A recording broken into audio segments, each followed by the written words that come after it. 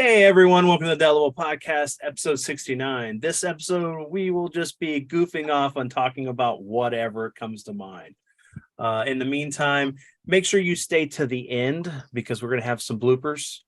And then we hope you guys enjoy. So let's get into the episode, everyone. Which I'm writing something up. I told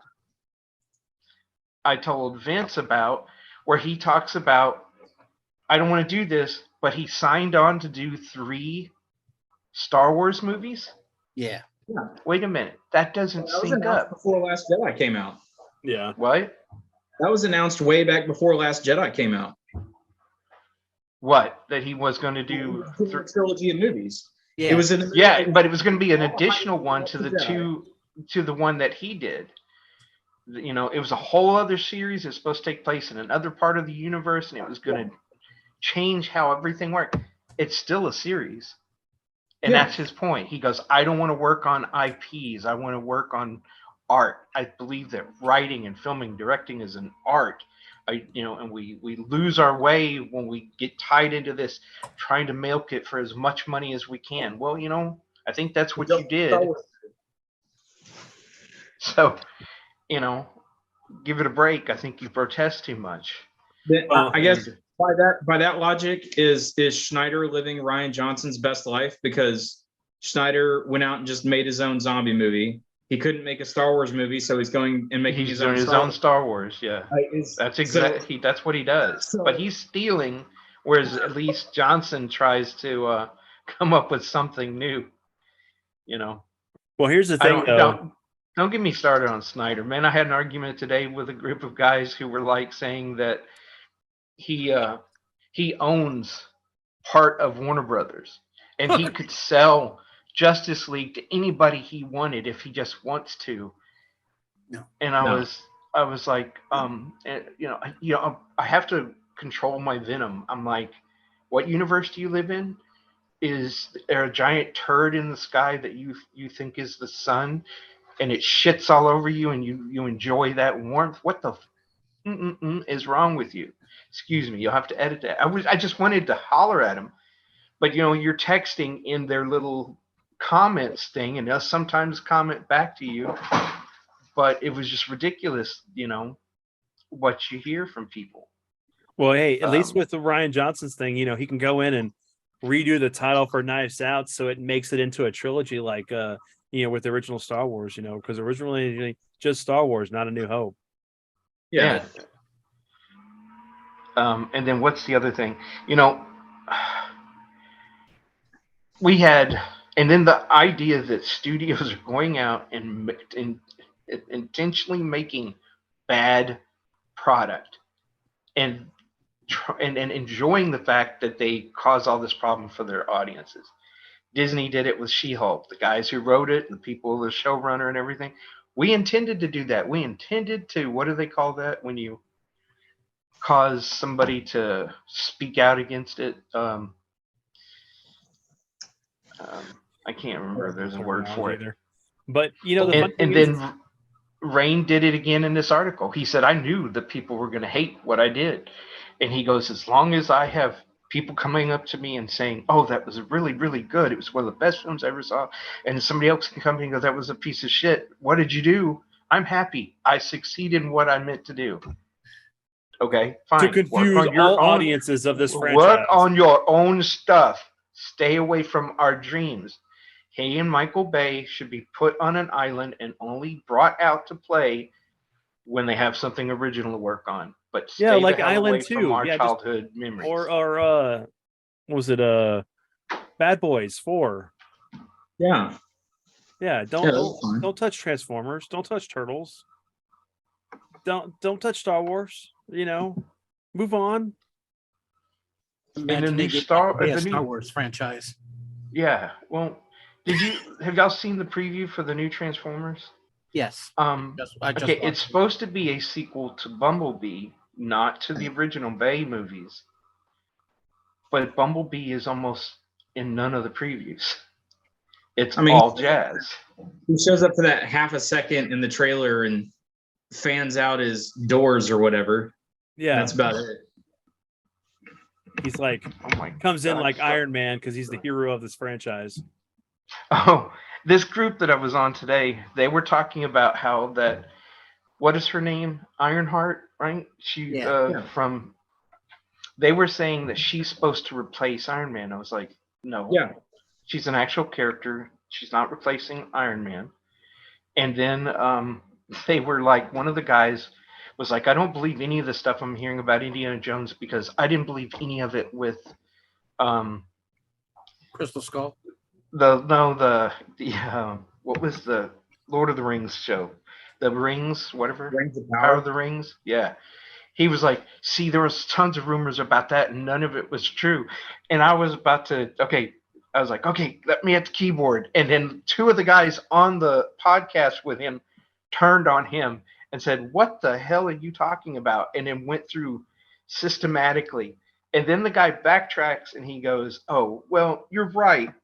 But I mean, it wasn't as bad as what it was. I mean, some changes need to happen. And he was trying to back his way out of his comments. And you see that on a lot of these podcasts where people are coming up with rumors and they're making their own opinion. And then when they're called on it, they go, well, no, I didn't say that. I said this. Or they try to find a way to prove they were right. I love Yeah. David's face. David's about to blow up. Well, no, it's just I'm just like absorbing this is like it's just another one of those things where it's like I don't understand.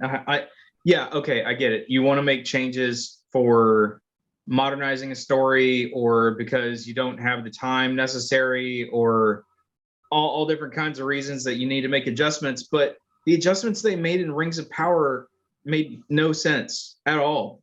And they were horrible. They were so bad. And so many of them made so little sense. And I mean, and some of the visuals were just stupid. Like the scene that I constantly come back to is when you see the stupid orc trench that runs for miles on the surface, right? It's just barely, it's not even underground. It's literally, they're just carving a trench, right? All the way through the earth. It's like, A, how did no one ever see that?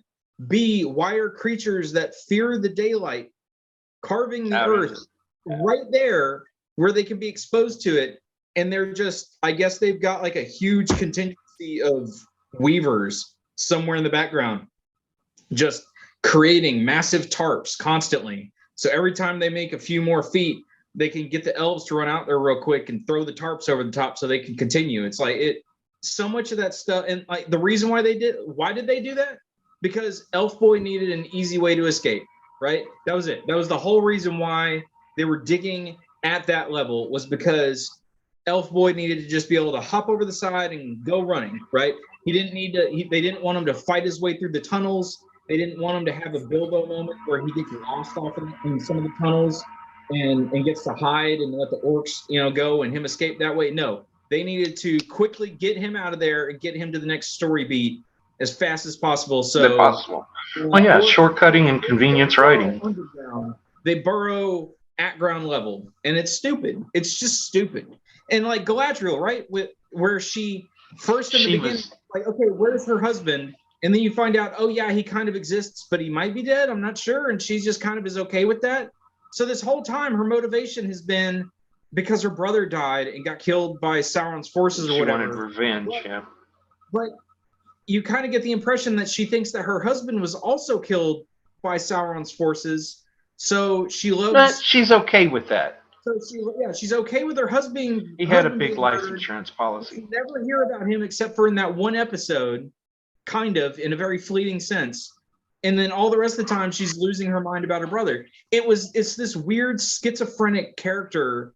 That's in what that my cat is right now. It just didn't make sense. And God Almighty, so you hear somebody say, "Oh, it wasn't that bad." It's like, man, what show did you watch? I mean, I don't know. There's this, all the argument going on in a lot of the fandom right now is you have on the one side the people who are overly critical about certain elements, and then you have the people over here that are saying, well, no, it's got the name of the thing that I like, so everyone should just like it because it's fine. And then there's some of us that are in the middle where we're like, well, yeah, I still like this thing, but there's also shit you did really wrong with it that you shouldn't have done. And it's like you can't. It's like it's this weird moment where you want to critique something, but you're almost afraid of how you're going to critique it, right? Because like with what was it? Like with Rings of Power, that whole storyline with the elf, right? Or Galadriel. It's like, well, if I start talking about it this way, then somebody's going to think that I just hate it because I don't like women, or I don't like it because there's an interracial relationship or something in there. It's like, no, it has nothing to do with that. It literally just has something to do with characters, but there's so much vitriol being thrown around all Here's across the thing about that, and this is one of the, ridiculous. this is one of the things that I was listening to earlier today, and it's like a lot of this nonsense that we're dealing with pop culture and things like that. It's all surface value bullshit. It's never something deep. It's something that can add something to the table. It's only surface value. And that's what's the problem. We're only focused on what the appearance is and what they emote outward about whatever they're preaching about. It's never actually the struggle that they're going through or why they're like that. Well, and people don't know how to make logical leaps anymore. No. Because I was listening to a guy talk about everything that was wrong with Andor, and he went back to, and I loved Andor, but he went back to Rogue Squadron. What was the Rogue One? And he was like, I take it back to then, and he goes, there was no development of the main character. They said we didn't see her motivations. We didn't see her relationship with her father. We didn't see her relationship with Saul Guerrero. They only kind of mention it, and I was like, you got a movie and you've got a period of time, and if you can show those relationships, all the better. If not, you can make a logical leap as long as you lead the person to there, which they did. They showed her father at the beginning and his sacrifice. We understood that she was abandoned, so she was going to have abandonment issues. We heard that Saul Guerrero left her after protecting her up until she was 16 years old. And so then it was like a second father abandoned her. So she has trust issues now. Those were all there, and it was well explained. And he was like, I don't understand what her motivation was. And I was like, first of all, to find her dad, find out why everything happened, and to get even with the person she thought had killed him. Because she didn't realize he was alive at first. She thought that other guy had killed him. I was like, okay, but I've heard you talk about other really cruddy movies, and you had no problem with, just the most convenient stereotyping.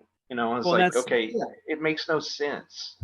Well, I mean, it boils down to, the your tolerance levels for things, right? Because I know I do that. I know that there are some movies that will commit certain sins of story or character that I'm more willing to forgive, because that thing, that irritation, that problem I might have is, in the overall grand scheme of things, a small part of it, right? It's if I'm able to latch onto a character that I enjoy, that has an interesting story or background to them, I can ignore the really annoying side characters or this side plot or even the main plot overall if I like this through line that's going with someone that's involved in the story, and as long as there's enough of them there.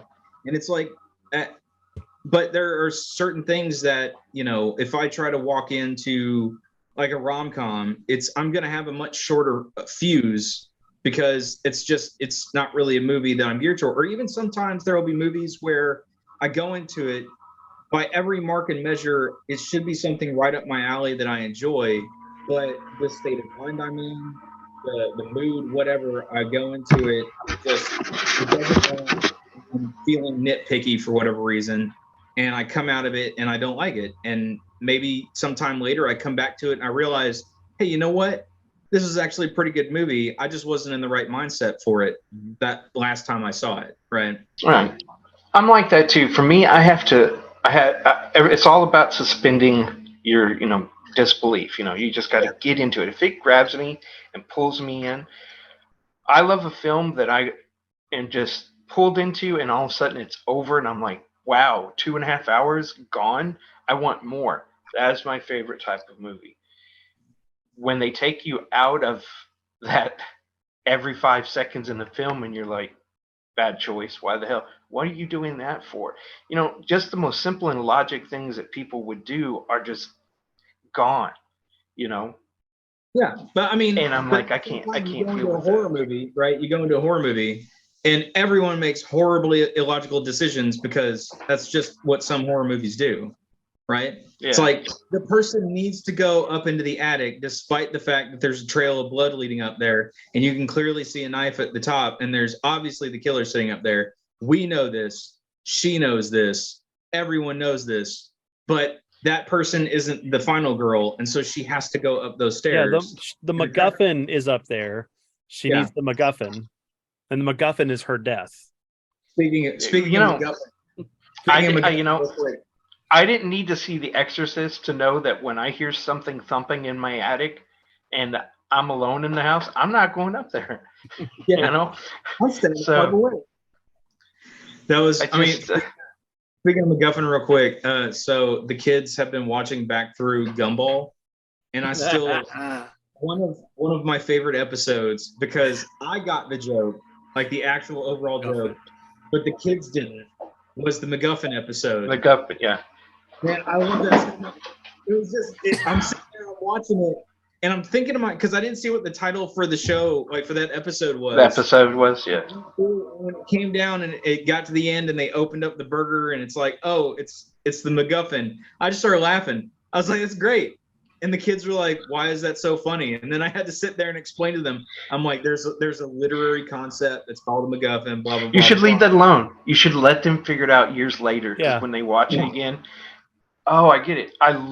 That's why parables work the way they do. They work on multi levels so that you get them no matter what mental state you're in. There's always something new to learn. Movies are like that. What I Yeah. don't like is when you see a movie, you've listened to the director or you've listened to the actor, but somebody tells you, oh, this is a political statement, and you know it wasn't. They're reading their own personal They're interjecting their own bullshit. interjecting it into the film, and you're like, well, I didn't get that at all. I don't know what you're talking about. There was a discussion that was had about the She-Hulk show, right? And the two groups that were discussing it were having completely different views of the very first episode, right? And the what it came down to was when She-Hulk has her moment with Hulk, where she basically explains to him, like, you know, I know how to control my anger because I'm a woman, right? And my lived experience means I've had to experience all of this stuff, which means I'm angry all the time, and I've learned how to control it, and therefore I don't need your help because that's how good I am at it, right? And so some people looked at that episode and at that moment and really that whole montage as Jen's a brat, Jen's overconfident, but it's warranted because she is able to do all of these things, right? Girl power is their view of it. And then other people look at No that training and say, either. huh? No training on how to control her strength. Right. You know, No hand her a training. drink and watch her break it. Let her walk and crash through the floor. Right. But instead, she just immediately is great at everything. Other people say, well, she's being a brat, she's being overconfident because it's setting up a fall for her later. And their argument was, well, in episode like 9 or whatever, whenever they're about to release the tape of her and that dude doing it, that then she loses her crap, right? And so that was a callback all the way to episode 1. But the argument was, but there was no through line through the series, right? There wasn't. And so it wasn't an actually well executed character arc. But there was this dichotomy there where some people were reading the politics of the show as this is super girl power positive, and other people were reading it as, oh no, this isn't girl power positive. They're actually setting up messaging for the character later.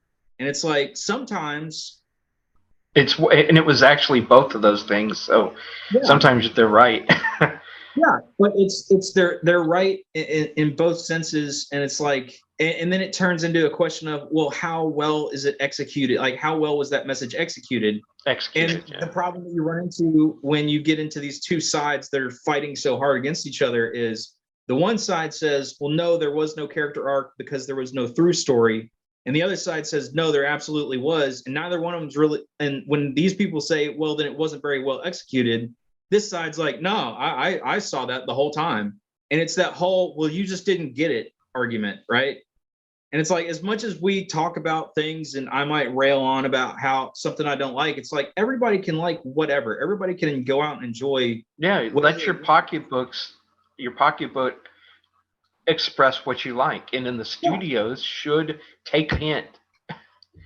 You know, I mean, that's why we're getting all the crap that we do, right? Yeah. Yeah. Well, and you know it's- what kills me is there should be a cost for everything. You don't get powers and have master over them overnight. There's real cost if it were like strength. You could hurt somebody just trying to save them, or like they slip and fall and you reach and grab them, whoop, you pull up their arm, they're still on the floor. Or you shatter their shoulder. There should be consequences and there should be a learning curve. And lately they've been trying to bypass all that. They don't ever want to show it. You know, even in the early comics, Superman had to learn as Superboy. He made a lot of mistakes as Superboy. So by the time he becomes Superman, he has a lot of knowledge behind his how to use his power. And I think I was gonna say, and I think that short changing of those character moments is the reason why so many people feel that a lot of the diverse cast that's coming up in a lot of these movies and stories they feel just kind of inserted in and tokenized because they're just instantaneously better than the person that came before, right? You don't see like Wally, where Wally's vibrating through material and causing it to explode and having to learn how to control that and master that for it. You don't see the character go through those struggles to get to the point where they do succeed the person that came before them, but through hard work and, learning, failing, learning, and going through all that whole process. Instead, it's just, no, Ironheart walks on scene. She instantly knows Tony Stark's tech better than he does. And she's able to do all the same stuff that he did, but, better, and then just goes out and starts doing things. Is that a fair description? I don't know, because I don't really know the character that well, but it's you got to understand that was it's all about, like you were saying, setting up. The whole thing about Ironheart was to tie in with Armor Wars, which was about how after Tony died, all his plans and tech got out into the web and people were building all kinds of stuff based off his technology. Yeah. And then War Machine was going to go around and try to gather it up because the government was like, we can't have all these people building all their own armor. We might have some Russian dude build a rhino suit and go attack Spider-Man. But the fact that it was kind of clunky and the fact that Shiri made it so much better is plausible, more than she built it in her own house, without any help. That was the one thing that even I love Raimi's Spider-Man, but I was like, man, that costume is so gorgeous. How do you do that in your garage or your bedroom with a sewing machine? On being a pizza delivery boy, he wasn't even making really the big money with at the Daily Bugle at the time as being Spider-Man just taking pictures of himself. And I liked that they fixed that problem with Amazing Spider-Man, with him trying to design the tech to fight Electro. Right, but then they, but remember, Toby Hooper's character. Did I say that? Toby Hooper. Toby Hooper, wow. No, wrong guy. Wrong guy. That would have been a great movie. Spider-Man pulling people's heads off with spiderweb. What was it? Sam Raimi's? Who was the actor? Tobey Maguire. They went ahead and got away from the fact that Peter created something that 3M couldn't create in a lab at his house.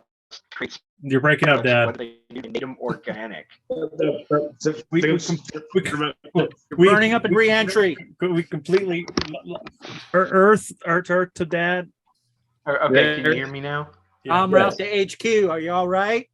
You froze again. My power setting is like fluctuating on this thing because it's been broken so many times that my computer is like held together by bubble gum and string. So, excuse me. Someday I'll afford to be able to buy me a new laptop. But But- what I was saying was, did y'all hear the part about him? Just start Being over able to from create- Tobey Maguire and Sam Raimi. Okay, Tobey Maguire, there was a problem, and Sam Raimi realized it. How do you make a character believe? Damn it!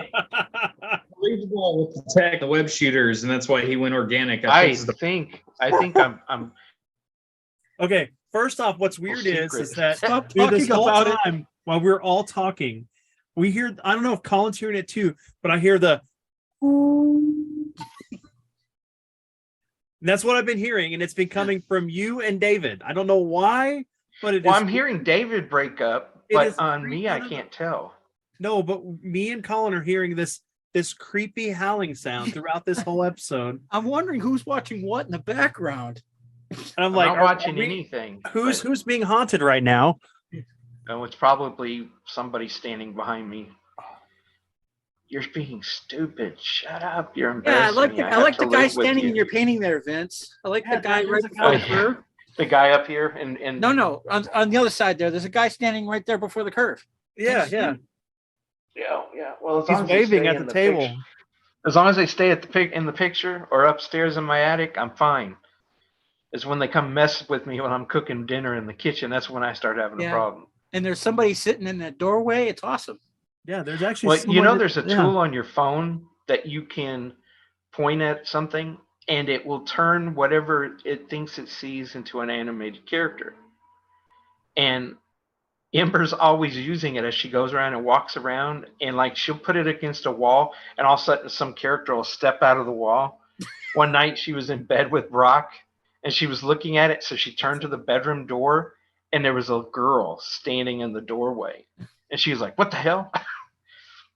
There's like So, who knows? you don't mess with those things. That way you don't know. If it's just something weird, oh, it's just a I normal don't want to house. know. Somebody told me put cameras in your house. We want to see the ghost hauntings. Hey, No, remember, I don't want to. I don't remember want to they've know that. told people that you never do it in your own home. Yeah. I don't Never want to do know it what's in your going home. on. You could have someone know- come in and do it, but you personally never do something in your home to detect ghosts. Never. The worst thing I've ever had happen to me was I had a rat wake me up one time and told me, "Do you know we have cockroaches in here?" And No, I that's when thought that knew I needed thought to that I move. thought the rat was telling you, let's go make spaghetti or ratatouille. Rat. Oh no. My hair is so thin now. If he tried to hold on to my hair, he'd fall out. It'd just come out in his hand, and he'd fall and break his neck. But let me No. try to get back one more time. Tobey Maguire. Raimi understood there was a problem. Trying to make a character develop something 3M couldn't develop in a lab in his home laboratory. They found a way to kind of fix that in Amazing Spider-Man because he had access to some tech, especially from school and from what's his name's his Oscorp. teacher. Well, Oscorp. Oh, but you his mean teacher Doc who Connors? was Connors. Doc Connors, who was working with Oscorp. Yeah. So in the new one, they progressed him. His costume looked like something that a kid would make, and it was Tony who gave him It was Tony Stark who gave him all of the different advancements in his costumes after that. Yeah, which makes it, You know- because he became a protege for Tony. He looked up to the kid, Yeah.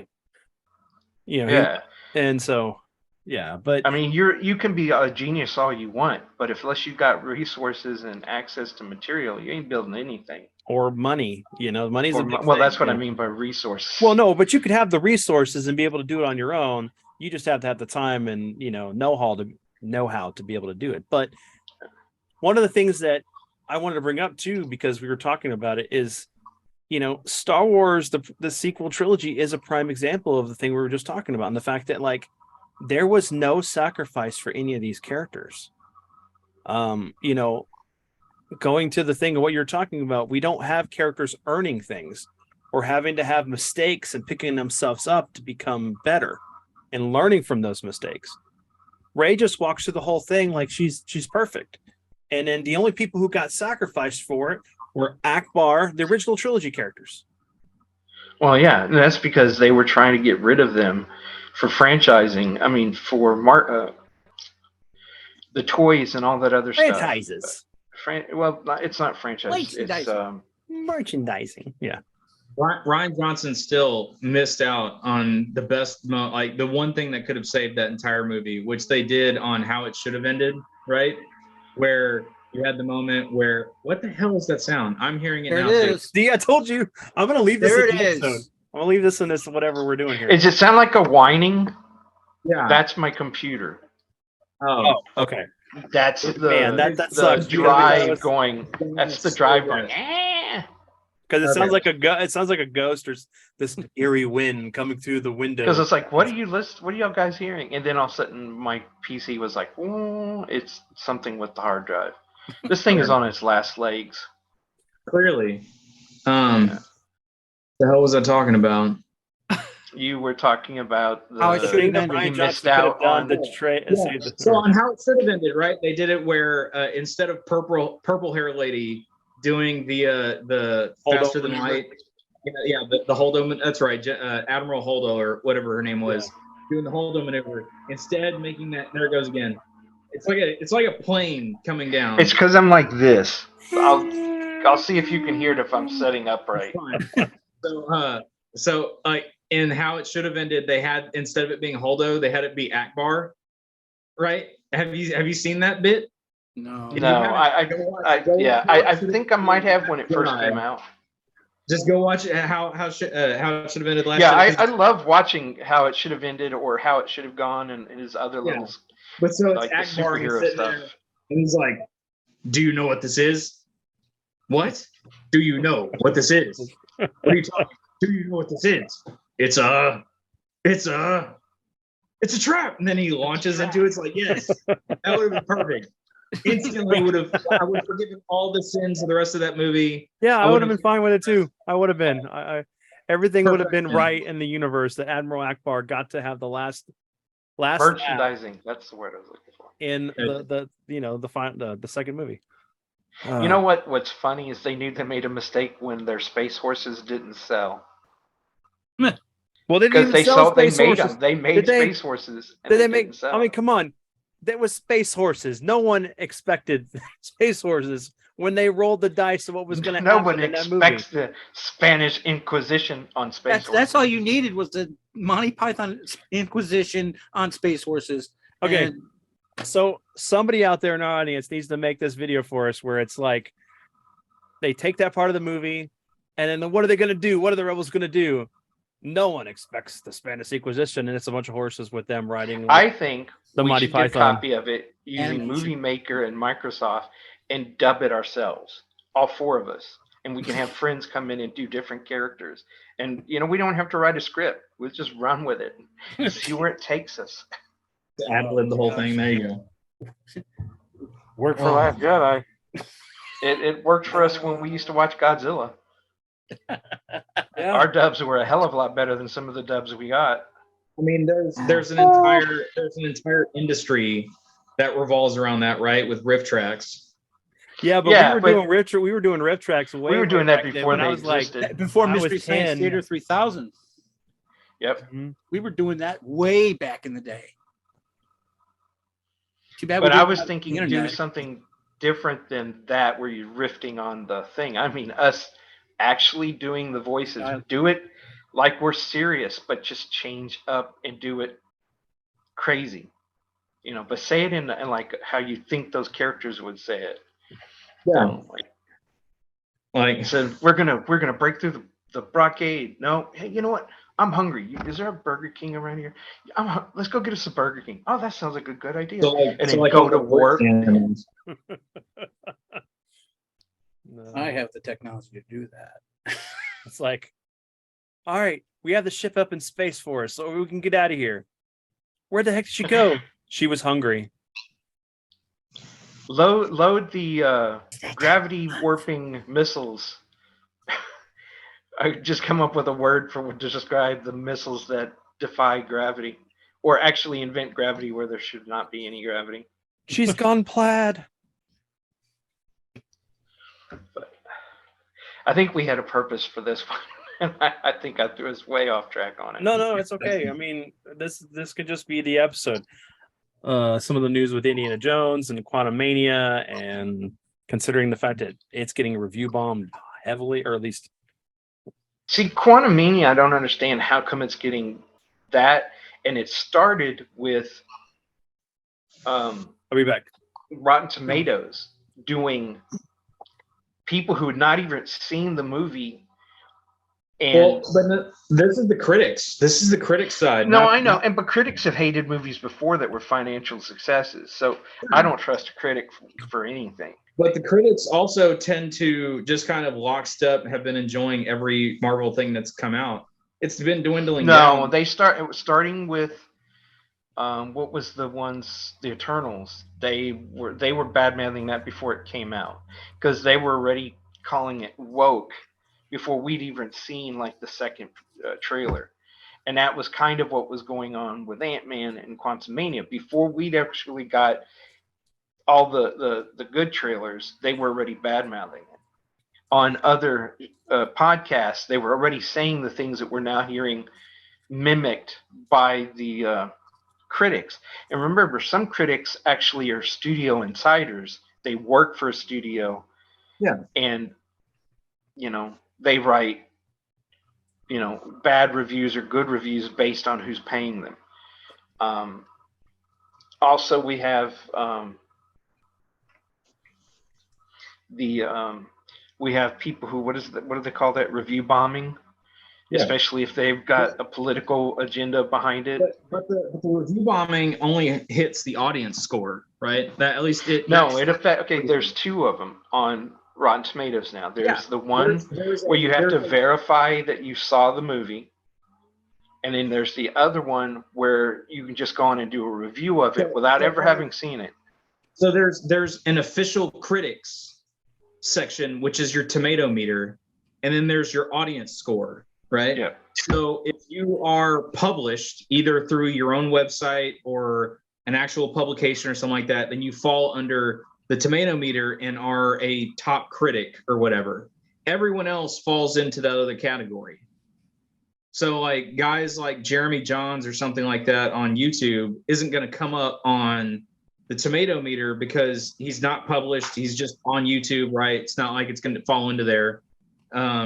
But something more like the audience scores where everyone else is going to fall. So the review bombing is going to hit the audience score hard, and it'll hit IMDb hard. But there's a lot of movies and things that got review bombed and the audience score was garbage, but the tomato meter was actually still really high because that was the critic side of it. And the same thing has happened also the other way, where critics bomb the shit out of, like, they hate a movie, but the audience loves it, and so you have that other flip, right? Other balance, yeah.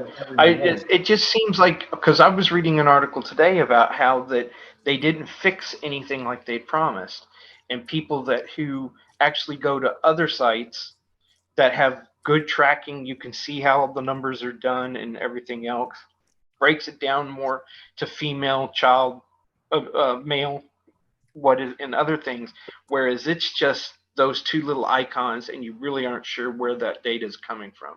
Well, and also the tomato meter is a little misguided because, it's either yes or no, right? Those are your two options, and that yes or that no can be very hit or miss. Because if someone's kind of middling on a movie, and they might even lean slightly negative, the tomato meter might still trigger it in as fresh because they said it was like a 3 out of 5. And because of that, it's a little bit over. And so it says, oh, this is fresh. But then whenever you go read the review, it's actually saying, no, this isn't that great. So there is a weirdness to it. Yeah, and you get some of these critics, if you go and read the reviews, they're like, oh yeah, I really enjoyed this. This part was really cool. And then, but overall, it was the whole movie is misses. And then they go off into the same negative stuff that you can read other people writing. I was talking to Vince about them claiming that Wakanda Forever was a box office failure because it's only right now made 890 something million. Well, they're only a couple of million off of becoming $1 billion film. But the same critics who were bad mouthing the film before it came out were also the same ones who are now saying it was a box office. And I'm talking podcasters and other types of critics. And like if you go in and read Variety and some of the other magazines, Uh-oh, he's gone again. And also, I'll take this pausing your dad for a moment. but Just and like basing it on the fact, Hans isn't on the tomato meter. I go to Rotten Tomatoes, and he's immediately right there. So I gotta eat some crow on that. But whatever. but You died out in the middle of that. Sorry. I'm trying to remember where I was. So Oh, podcast what I sold was out. saying We're is still that talking Wakanda forever. yeah, And and they so- were just they based that failure on the fact that it was doing poorly in China. Well, it hadn't been released in China, and then it was limited release in China. It hadn't been a full release in Spain, so there's still numbers coming in off of it, and it got released onto Disney Plus. How many people paid to get a subscription of Disney Plus just to watch that movie, and then they're going to turn around and drop it? That's still money that they Yeah. make. But it doesn't count towards the box office of the film, though. Like that. And Disney- no, the box office is supposed to be the overall money it takes in. It never talks about the secondary market, like videos, It never DVDs, and digital. But that still goes into the money for that. Studios don't like to add that because then a non-profitable movie that they're going to use as a tax write-off could actually have been a profit-making movie. Sure. Same thing that happened with Strange Worlds. There's no way Strange Worlds cost as much as Disney is saying that it cost, not for an animated movie like that. It was great. But that technology is kind of getting old now. There was not a whole lot new in that. And they're saying it cost them almost as much as what was the movie I was talking about, son? Indiana Jones is already almost at $300 million in cost just for filming. That, because Disney released a bunch of their numbers. That, first of all, is going to hurt you because, and not everybody's James Cameron and can do a sequel to an older movie and spend 400 million on it and then make over $1 million. $1 billion, excuse me. And so they released their numbers. Everybody's been talking about it over the last 2 days, and it showed how much it cost them to make all their Star Wars films. And the two most expensive films that they had were the Han Solo movie and the Rise of the new Skywalker. Indiana Jones movie. Oh. And so that's why they're trying to get rid of all the rumors that are coming out about this film. They don't want anybody being on. That's why they're refilming. They were three weeks before the final trailer hit. They were already shooting additional footage for Indiana Jones. So there is footage that has been there that people leaked and everybody talked about that are never going to see the light of the day because Disney is not going to want to confirm that they had made those big mistakes in the beginning of that filming. And so what some people were talking about is how that studios will take a film that might just barely break even, and then they move debt from another project over to it to make it look like it lost money, and then they get tax write-offs from that. Or, Sure. they have insurance companies who insure if a movie's a flop that they can recoup their cost in making. So it's all a big game and it's rigged. Used to be what a movie cost was there, and the budget for its advertising and marketing was a separate budget, and then at the end it was all lumped together, and if they made enough money to pay off those and then make a profit, it was a successful movie. Now they have to make a certain amount of money even if they're making a profit, if it doesn't hit that mark, it's a failure. That's why it's, Marvel set itself up for its own, criticism, because every one of their movies was just like clockwork, $1 billion, $1 billion, $1 billion. I mean, it was just constant, right? And you can't So then- sustain that. No. So then, whenever this new phase has been hitting, and suddenly the numbers haven't been quite there, except for what Spider-Man and Doctor Strange, right? I think we're the only two that cracked $1 billion in this Well, last Wakanda's phase. I think Wakanda will crack it because it still hasn't hit some I'm- markets, and the I'm total looking at- cannot be calculated until that. I mean, it's got some legs to go. So I don't know. I'm looking at the box office mojo right now, and it's still saying Yeah, it's I only went on box office mojo yesterday, but there's still a lot of areas that they haven't gotten into, and some who have banned them because they're demanding certain edits to the film. Now, if Disney Sure. caves in, fine. It'll get released there, and those will have to be added but- to the box But office. the only reason why it's back out is because of the Oscar buzz. If it wasn't back out but from the Oscar buzz, then there wouldn't be this resurgence of the movie. It would just have been frozen at time at the 800 and something million. Not that that's bad. I mean, I don't It know happened what- with Jaws. It happened with even Blade. Left the theater for a short period of time and then came back, and it ran in theaters for a year after it came back. That's You think because some of people. Forever's been in theaters for a year after it's been back. Oh, Jurassic Park did it. but you think Wakanda Forever is going to do Jurassic Park did it. it? You Yes. think Wakanda I Forever's don't gonna- know. Who knows? Heck, you know what? Every so many years, friggin' Titanic comes out, and it adds to its Sure. total, making tons of money. And there was no more cost to it. That's all pure profit, right? Yeah, But sure. we all know what happens at the end.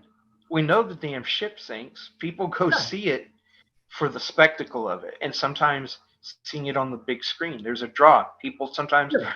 fell Okay, into listening to Hold the. on, hold on. We know that most people go see it for Kate Winslet's movies. I actually, yeah, okay. I actually did joke about that with the wife. I saw that Fathom Events is the one that always does that, right? They had it up Yeah. there, and I was like, babe, we're not going to this. I'm just letting you know ahead of time. I was like, movie size Kate Winslet tits or not, I'm not gonna go see this movie. And she's like, yeah, I wouldn't ask you to. It's fine. So like, all right, good.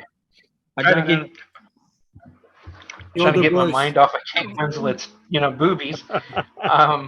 But the fact that it didn't hit $1 billion during its initial theatrical run, whether or not it hits it this year, next year, 3 years from now, the fact that it didn't hit it on its initial theatrical run is what gives people the ammunition to say, hey, it was a failure. Because No, I understand. And the same people who were bad mouthing James Cameron's Avatar 2, because it had a lot of bad press before it came out. There were some people hyping it, but it had a lot of bad press. What did it do? It once it made all that money, everybody was like, "Oh, it was a great movie." The same people who were telling you it was bad turned around and were all of a sudden for it. well, the I funniest didn't thing vote about that. I wasn't The for funniest it. thing about until that I was my son. He like the first week it came out. I guess he had heard people talking about how it was a flop, and I just looked at him and I was like, "Buddy, it pulled in like what, almost $500 million in it within its first week and a half, 2 weeks." It's like, no. Yeah, almost 2 weeks. Yeah.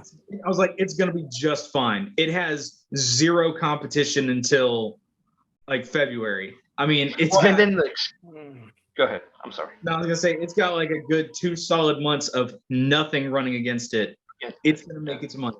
Don't you Oh, yeah. worry. Well, and the excuse they used was, "Oh, it costs so much money to make. There's no way it's going to break even." Well, sometimes that's right, but Cameron developed a lot of new technology filming this movie, which was now being used by other filmmakers in the industry. That's all money. This was average. This is not only just a movie; it was advertising for the new technology he brought and created with his brother. And think about it. Whenever he did Avatar 1, I mean, he made so much money that he built that sub to go down the trench, to film all that way down there. Oh, down there. Yeah. Well, and he did the same thing. If you go all the way back to Terminator 2, he he made that movie, and the technology for the morphing technology that he developed and all that that's It just money still in the holds bank. up.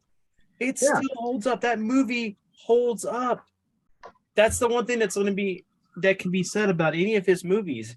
Even going back to Abyss with the water. I mean The water, yeah, the alien and and- the water serpent going through the freaking well, it's not just that. That whole tank, he bought a nuclear reactor that was never finished, and turned it into the world's largest shooting aquarium for underwater scenes. Because why? Not because he was making Abyss. It was because he was going to do a Submariner movie. If you remember, all the way back in the day, he was going to do a Submariner, and he wanted it to be filmed underwater and to feel like it was there. Abyss was his test bed. Then, after it was all said and done, he didn't get to do Submariner. Huh? So was Piranha the pre-test bed?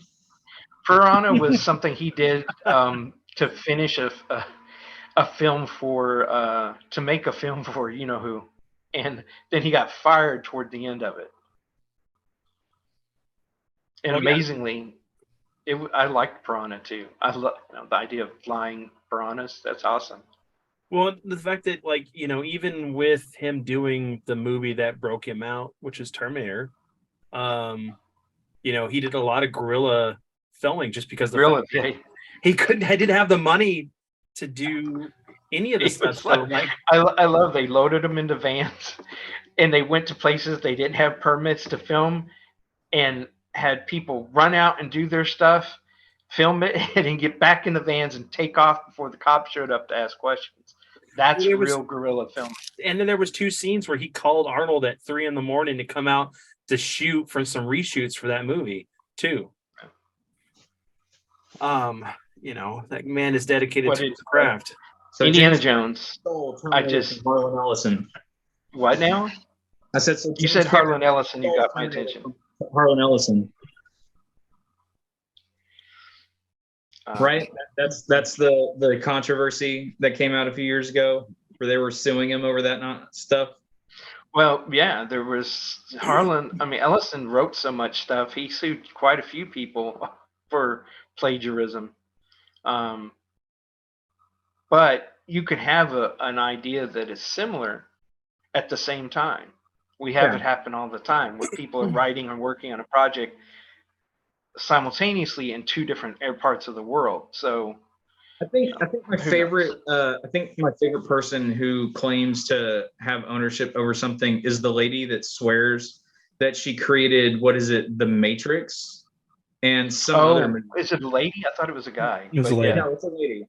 It's some lady out there who claims she's the mother of The Matrix, and it's The Matrix and some other movie that came out kind of close to that time. Dark City. Down, she wrote it first. Yeah, Dark City is the other one. Was it the other one? Is it Dark City that she claims? I swear it was something else. It wasn't Dark City. Whatever. Oh, Yeah. well, it may have been something else, but I thought it was Dark City because both movies were very similar. And I know a lot of people were like, "Oh, they just copied this," and but what was it? Dad, did you watch that video I sent to you from Matrix Explained about the original script for? Oh no, I started. Matrix? I haven't gone back to it about the original script for Matrix yet. That sounded great. But well, I mean, there's lots of movies that the first script was fantastic, and they go off in a total different direction, and sometimes you're like, why? I mean, look at Alien. It was Aliens 2. The Cameron script was totally different than the.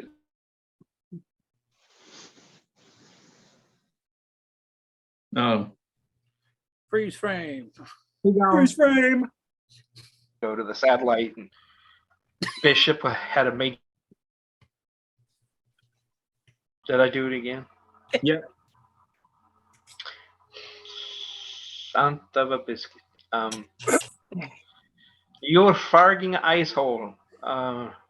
Did that get clear? Was that clear? Yeah, that was perfectly clear. Just checking. Where the hell? Did I get any of that out? Was any of the stuff I mentioned about Aliens 2 in there?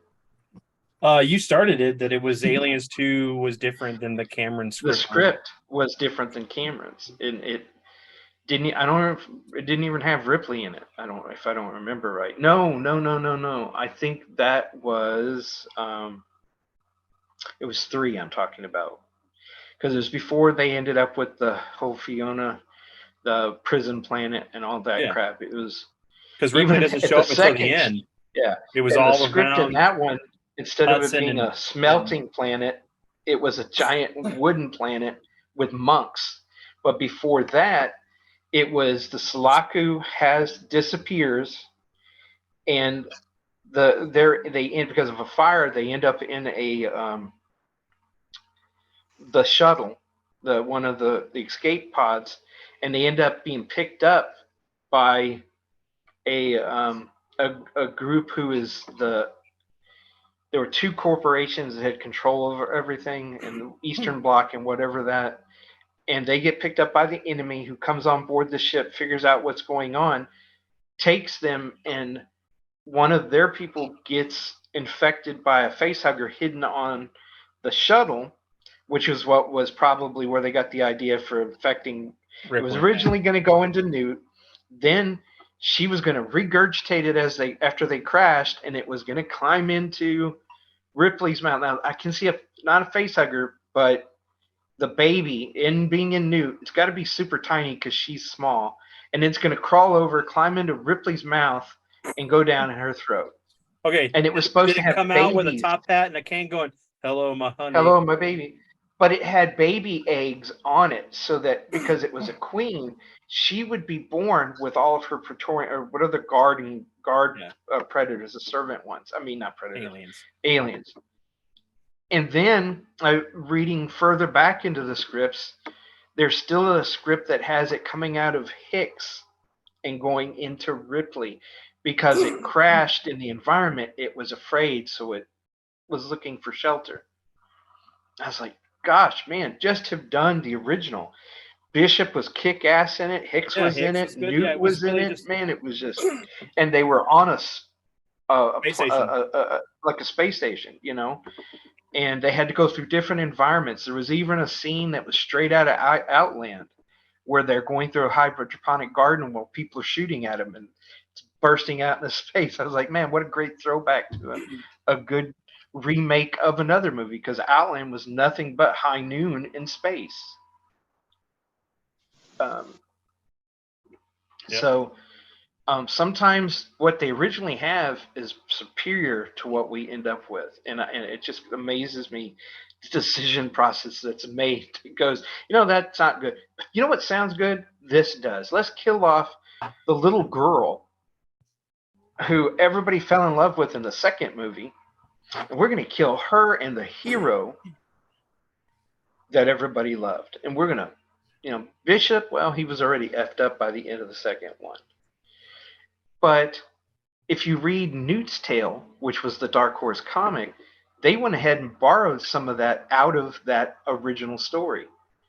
And I was like, at least they gave Newt a good send-off, not like what they did, man. Because when I saw that, I remember Ray taking us, and he goes, "I'll pay." And I was like, I don't know how I feel about this, because I didn't like the director. I didn't like how some of the things, I thought it was a rehash of the first one, with just one alien taking out over 200 men. Wow, how did anybody really survive on the Nostromo? And I remember he was like, he comes over, he goes, "Mom, we're going. And then we take the kids and we go to the theater, and he's over setting with you, and because Emmer came back and sat with me, and he's like this the whole time, just watching me as that scene's building up, and I'm like, I don't like this, because I don't like what he's doing. It means there's something going to pop on the screen that I'm not going to like. And the minute they killed her, I was like, F this movie. I'm out of here. I'm walking up, and he comes running. And Ray's a big guy. He comes waddling up, though. Sit down. You got to watch the whole thing. It's really going to piss you. And I was like, I don't want to see it. I now don't want to see it. Really? He goes, no, sit down and watch it, because I want somebody else to be raging like I feel. He hated that movie, and he just couldn't share it with himself. No, he had to go find somebody else to make just as miserable as he was. And God, that was horrible. And I hate it. That is the only character I liked was what's his name? The preacher, the one with the glasses, and then the doctor. They did him in.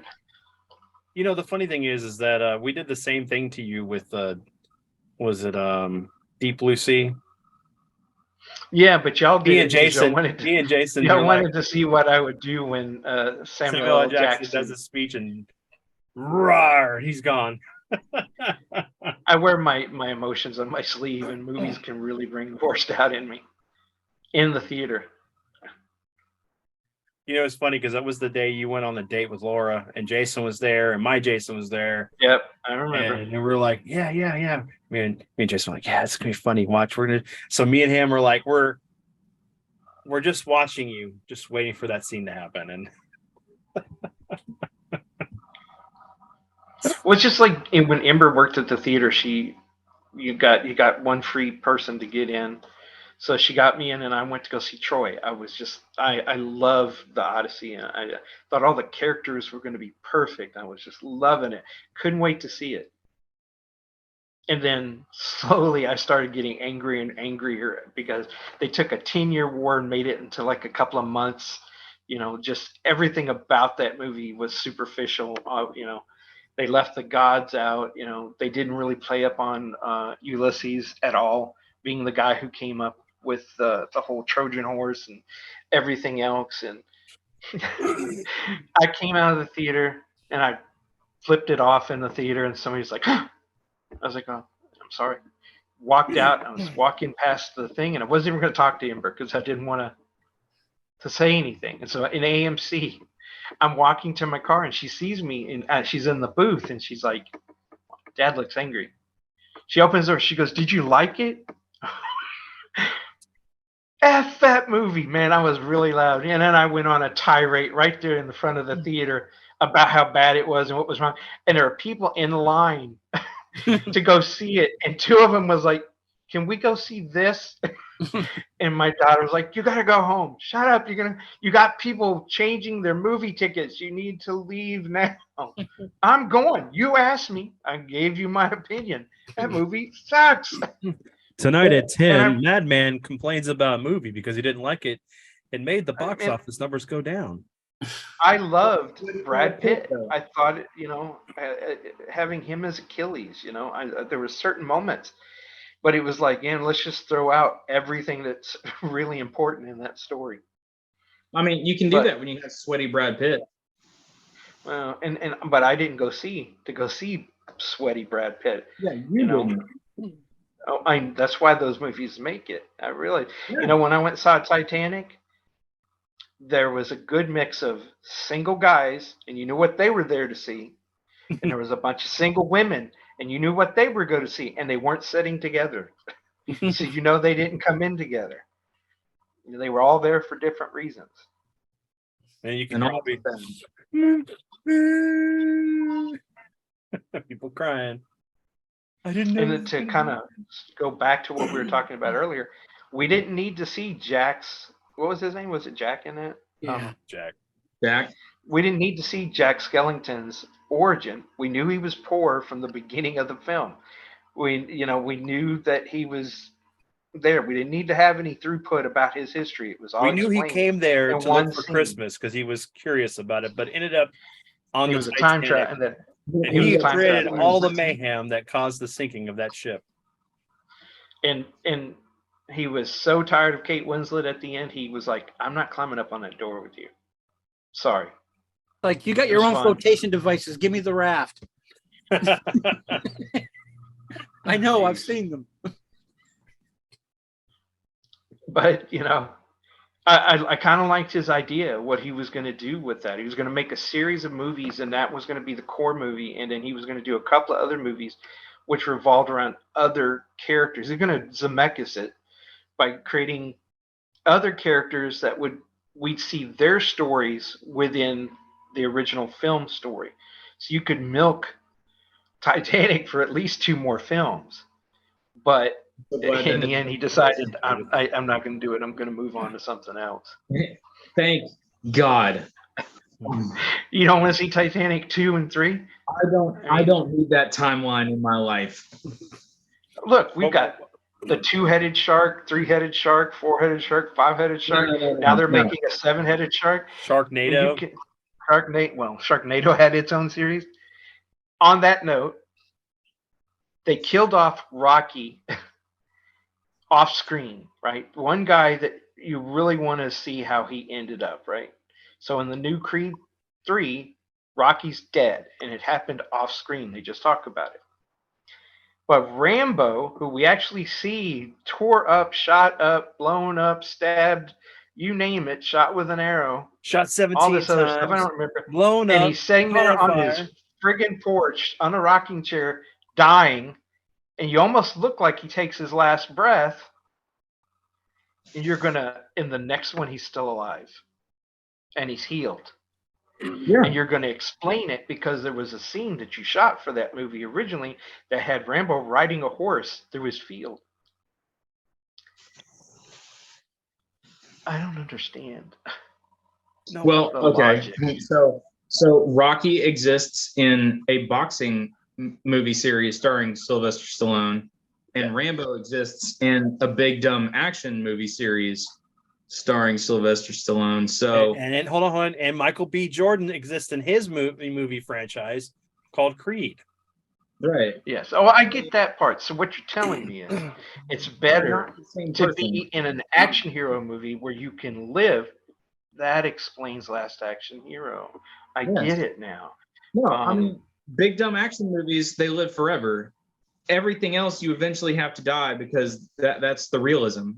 Big So dumb who action wants to movies be in are a real. rom-com or a drama? Geez, just let me live in an action film. That's right. Of course, We all unless you're big dumb action movie would be fine, unless you were a comic villain. relief, or a security officer, or you're one of the unnamed Marines That's right. who doesn't get Avoid those very specific jobs, and you're Jobs, fine. yeah. You're golden. You're good. Okay, here's a bit of trivia. Do you know who was supposed to make Indiana Jones before they went with the director that they got? Who was it originally offered to? Tom Selleck. You mean the role or the director? No, the director. Okay. Oh, And this will tell you exactly where they were going with what they were doing that they denied. No, I have no idea. Okay. For the new movie or the original? The new movie, the Indiana Jones and the Black Hole of Doom that's coming out. Okay. The I road thought you were talking refund. about the original. I'm like, wow. I have No, Broken no, Dial of Destiny? this new one. Yeah, Yeah, I got the Dial of Destiny, the Dial soap. the It's dialogue got like a Destiny. soap on a rope. Ryan Dial up. Johnson because were they trying to get Ryan Johnson because he doesn't do IP movies? No, you know what's funny is if every time you see Dial of Destiny, somebody does the dial-up sound from when we used to have to Modems. get on. Modems. Yeah. Dialogue there you go. of Destiny. I would Yeah. totally watch that 80-year-old Indiana Jones in a nursing home with dial-up, and he's trying to get on the web to search for something, and it's like And he just beep, beep, hits it with his cane. Oh, yeah, and that'll be like half the movie will just be him waiting for it to print out the picture of the thing. Like Okay. he went and tried to get an Matrix image, printer. downloaded the image, Dialing, and at the it's end he's 80. the whole movie just seeing it, Oh yeah. you know, Okay. clearly seeing the line by line as it goes down. And then at the very end, it turns out he was just looking up, you know, some lady's boobs. It was porn. You know, you see him die, and he does like what the you know, like when the guy aged really badly and he crumbled into dust from the third one, and he falls and he does that onto the keyboard, and it finally goes and it pops up and it's like boobs or something. Okay. Okay. hold on. Here's Like that was the cliffhanger in the middle of the movie. He'll realize he downloaded the wrong file. Wrong, right? Yeah, he was trying to get get the Hulk, but he was downloaded trying to wrong get the movie. Hulk. He downloaded the wrong movie, and we call it the dial-up of destiny. Oh no, you know what it is actually? It's Bubba Hotep crossover with Indiana Jones. So it's old man Elvis and Indy in the retirement home. In retirement home, and with a president. We'll flip it. Okay. we'll have President Bill Clinton, but we'll have him played by a black actor. No, an Asian actor. Because they would never expect that. No, No. no. Well, it's just They race swapped JFK, right? Yes, they in a way. did. Yeah. Yeah. You don't want to race swap Bill Clinton the way that you'd expect, because then everybody will just know it's Bill Clinton. So you got it. Well, but it's space horses. You just never expect the space horse. In the space, in the end, they ride off on space horses. They get on horses and they both go riding up into space on the back of a horse. You do steal right Riding out up a of, rainbow like in Thor. out of Greece. You know, take that whole ending, but turn it into 2 space horses. And Why the whole is it story that is Bubba narrated? Hotep- I got the whole thing is narrated by Baron Munchausen. voiced by Morgan Freeman? Doing Baron Munchausen. There we go. I mean, how is it that a movie like Bubba Hotep, which I love, is so Right. much better, and they struggled for a budget. When we went and saw him with Bruce Campbell, the guy who directed that was the guy who brought us the Phantasm, and he hawked and did everything he could to get the money to make Bubba Hotep, and it was supposed to have a sequel. So while we were watching the movie, after the movie, he was like, we really want to do this, and he was like milking the audience to help fund. If you want to see a sequel to this, you can help fund, and he was, where you go. I'm like, just take my money. Here's my credit cards, my car's out, and I'll walk. This I'm was still in River debt from Oaks. this. I can't pay everything, but eventually this movie will come Tap out. a vein, you can sell it by the court. But no, to get back to my original, Robert Zemeckis was originally approached to do the newest Indiana Jones movie. Why? Time travel. Because there was supposed to be time travel where we had young Indy and an older Indy, and he had developed the technology from doing Back to the Future, the trilogy, to do where you can keep people interacting with each other and it look like they're in the same space. If you watch Flash, there's a scene where the 2 Flashes see Michael Keaton's Batman, and Ezra Miller's from that Earth, the one without power, is standing next to the Ezra Miller with power, and he passes out because he's like giddy that there's a superhero in his world, and he passes, and so the scene is here. He falls, and when his head should have appeared on the other side, it's not there. So it's like he falls into Ezra Miller's butt and just gets sucked into that.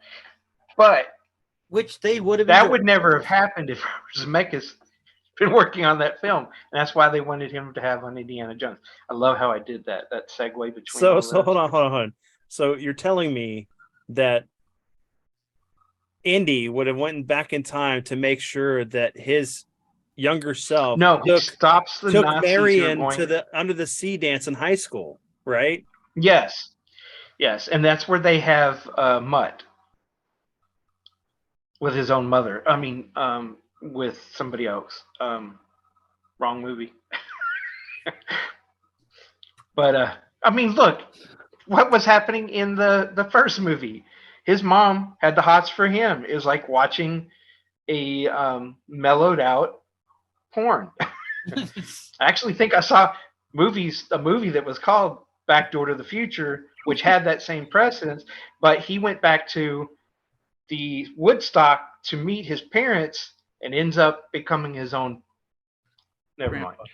Isn't Yeah. isn't that the premise of the movie? What was it? Time Bike or whatever? A Time Rider, Time where Rider he with goes back in time Fred and Ward. doesn't know that the girl the woman he falls in love with is His grandmother. Yeah. and he's his he's the he creates it. I always thought that movie needed to end Is with his that own song grandpa. playing as the credits rolled on My Own Grandpa.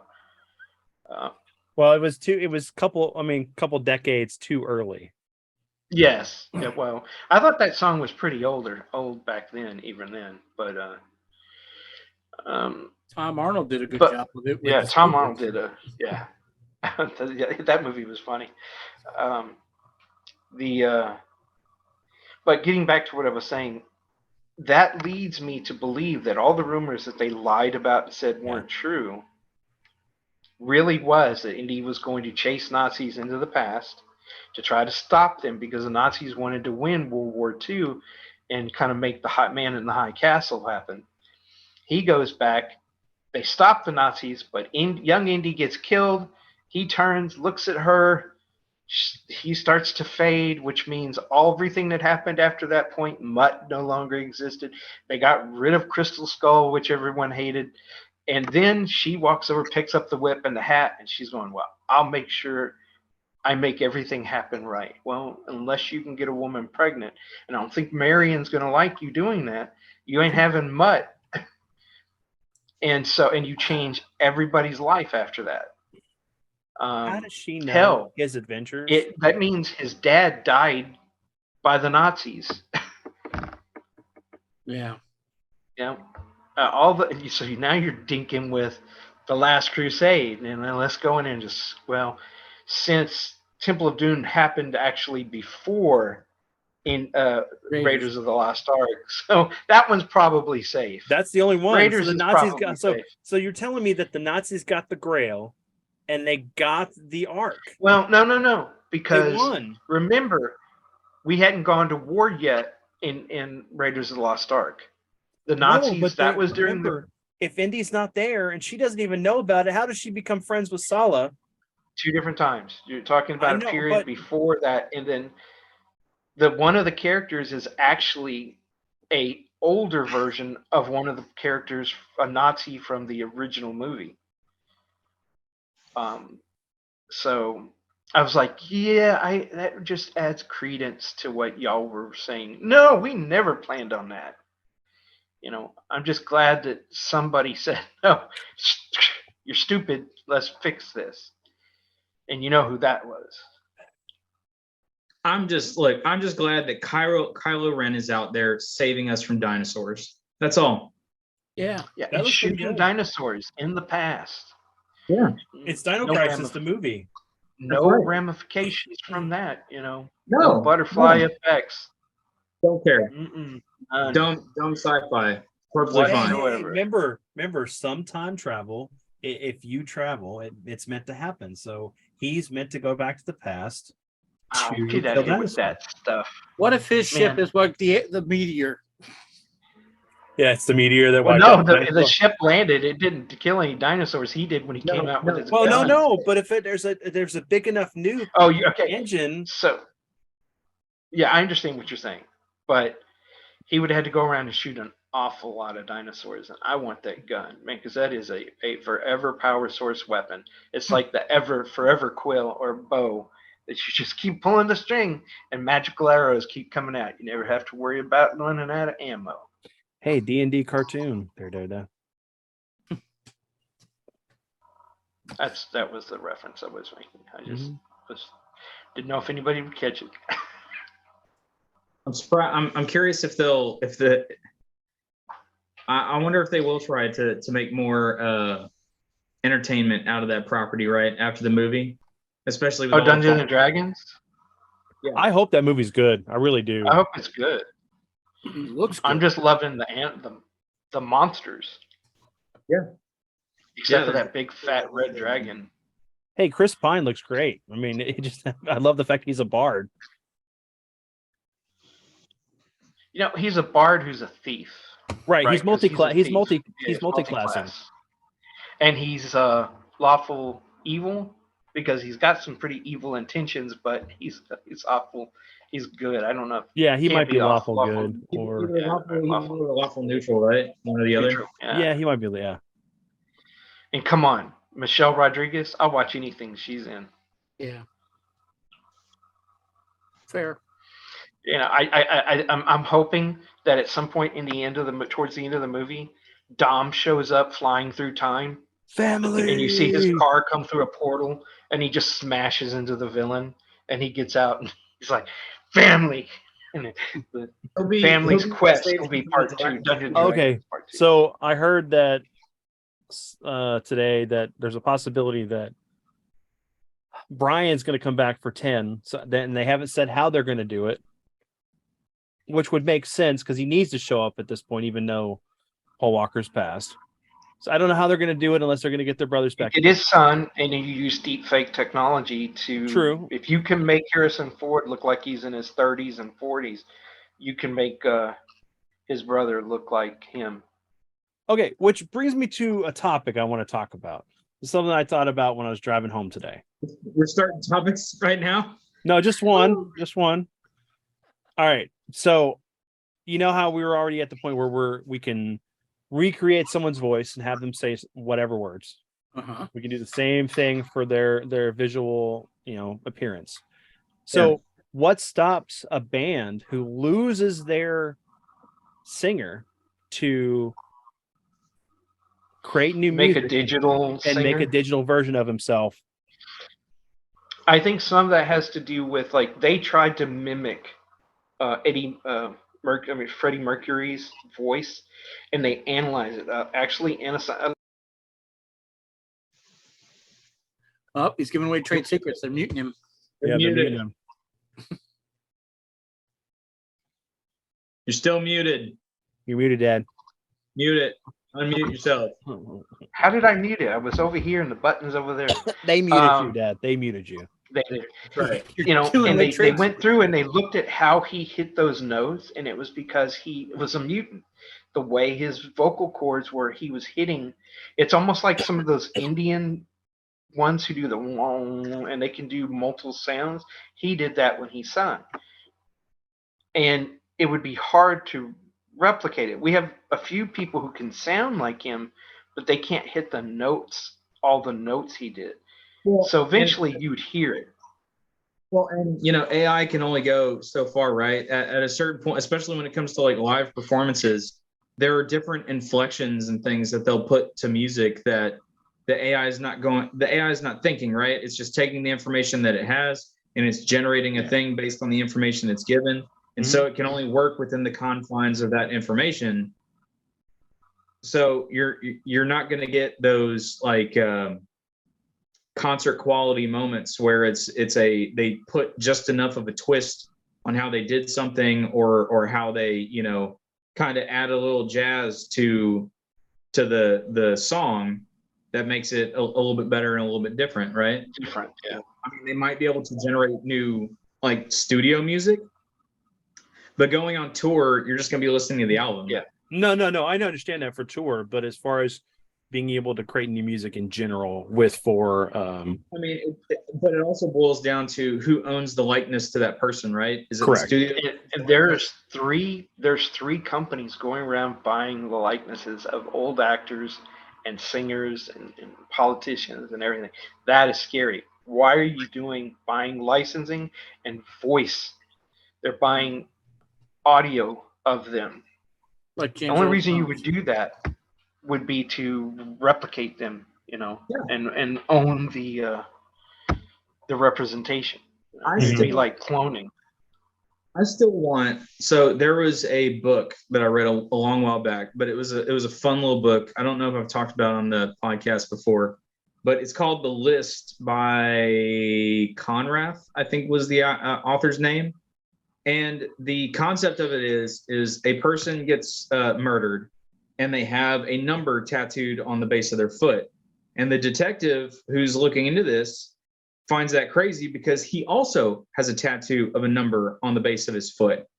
And as things begin to unfold, it turns out that there's this giant government conspiracy where the government was going and cloning famous people throughout history to try and re-inject them into the populace to they were going to try and bring about Abraham Lincoln again to enact Through some genetics policies. and But eugenics. the problem is that the clones, because they're not coming up in the same, era or time and all that stuff, and they're not being exposed to the same things, don't turn out the same way, because it's not like the government's trying to raise them in, a government-controlled thing. They're literally just like cloning them and then kind of handing the child off to a set of parents. Yeah. What's great is that in the book series, Abraham Lincoln is this amazing car salesman out in the middle of nowhere. And that's just all he does. He looks, acts, and he uses his likeness to claim that he's Honest Abe, but he's this shady. And it's hilarious. It's great. He's Cobra Commander. It's great. Honest Abe. You find out later that they also cloned some rather nefarious people throughout history, and they use those people as like their mercenary hit squad, right, to go around and kill people because they're the villains. So it is a funny little book. He only wrote one of that in that universe or whatever, but just the premise of it and some of the uses of some of the historical people is rather imaginative and pretty damn funny. So why isn't this a movie or a TV series? Washington was cloned, and he's like the world's greatest liar. I mean, because it's not a very well-known book. I mean, there's tons of books and things out there that deserve more love than what they get, right? Oh, than what they get, yeah. I mean, maybe this is the idea of what came to be, The Island from Michael Bay, which brings us back around to that piece of garbage. Well, I mean, you've got what was Gemini Man? It's all, there's tons of them that are that same principle, and it goes to the whole thing of nurture versus nature. Even the 6th day, you weren't the same person unless you had your imprinted memories put on onto you. Yeah. Or if the latest scan of your memories is like not up 2 to minutes date. behind. Yeah. Can you imagine if the machine actually messes up and you just keep reliving the moment you died?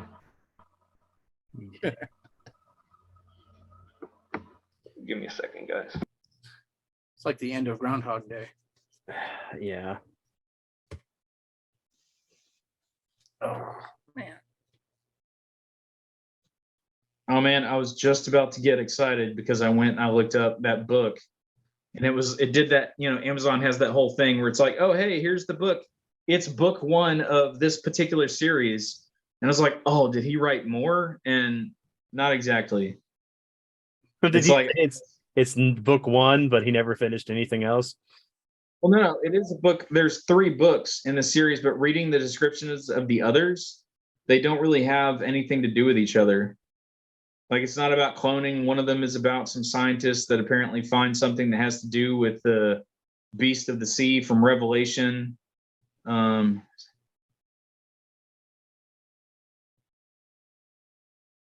The third one sounds like the Terminator almost.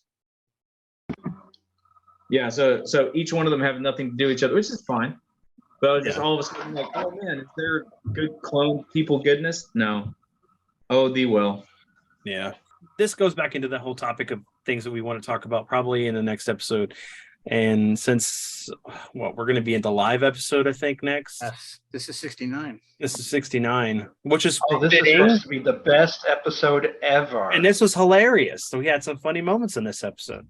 But innuendos. Yeah, there's a lot of innuendos there. In your windows there. In your windows. You got to keep them sealed. But I have Windows 11. What do you have? No, I'm joking. Wrong Windows. I use the iCore. That's what I've heard people say. Wrong window. That's a joke. Another Ron Jeremy joke, just for those people who know that story. Okay. All right. So, everyone, we hope you enjoyed this episode of the podcast. Next week will be our live episode. Expect some great things. I'm going to figure out who all's going to be involved. I think one of the topics we will discuss will probably end up being the AI generated content. That's one of the things I really wanted to talk about. I think there's some news and things that are coming out this week when we're recording this about some of the Star Wars stuff that's going on. And then Quantumania will be coming. Quantumania, so we'll be able to give our review of that. Also, me and my wife will finally get to watch Wakanda Forever, so we'll be able to discuss that as well. So stay tuned. We'll have a really good episode, and we'll catch you later. Have a good one. Yeah, just to let you know, the Black Panther sinks. But don't ting. Well, it can't be the Pink Panther, you know. Black Panther 2 Electric Boogaloo. Yeah, there you go. The the Hold on, the that's um, not yet. the Pink last Panther. ninja. We can cut the last ninja. What? Okay. What if Disney goes out and gets the rights to what was his name, Peter Sellers, and is able to deep fake Peter Sellers into Black Panther as and he's chasing down what he thinks is the Black Panther, but it turns out to be the Black. You mean that he's Clouseau? He's trying to And chase he's the Pink tracking Panther. down That's right. Pink Panther, and somebody tells him about the Black Panther, and he thinks the Pink Panther is in disguise to trick him from looking for him. Yeah. And I the like Black it. Panther turns out to be Kato. Yeah, there you go. I Not like this. Kato. There's a time and a place for everything. And wait for the Black Panther will turn around to walk away, and then he'll jump at him, Yes. go sailing through a He building. finally almost gets him. Oh, it was good. With vibranium. Vibranium claws. What happened? No, what happens is that there's somebody painting a car or a house pink, and it just gets dumped over on the Black Panther. So he really thinks he is the Black. But then he comes out of a window, and you realize it missed him. There you go. I like it. And then somebody walks up and goes, "Are you okay?" And he goes, "Yeah, I'm okay." And he goes, "Here, hold this for me." He walks off, and it's a bomb, and he's looking at it, and he starts running on a pier with it over his head, trying to get rid of it. There's ducks in the water and little Boy Scouts on paddle boats, and he goes, "Someday." And then there's a shark that tries to bite him, and he holds the bomb with one hand and grabs the shark repellent and sprays it in the face. No, bad shark. Well, no, he doesn't have to do that. He just takes his claws and flinks it so they vibrate. It's vibranium. And it makes a sound effects weapon, and he blows the shark up, and we see it cuts to the scene from Jaws, and it goes chunks of it are flying. Chunks of shark are flying onto the pier, hitting like nuns that are walking down the pier, singing. And then, as the credits roll, we see the shark floating down, and you hear that roar like it's a living animal. And then it hits Clouseau, who is underwater looking for clues. And you see him go, there's a big shadow on him from underwater. And he goes, the end. And then, Bucky's all like, some days you just can't get rid of a bomb. And he's walking around without an arm. Yeah. And Rocket's Rocket's running across the roof with his arm in his hand. So that's how he got it. Yeah. And that, There you folks, go. is how it should have ended. Yep. All right, everyone. That was how this episode should have ended, with another movie idea. So, everyone, we hope you enjoyed this episode. We'll see you next week. Fooled you.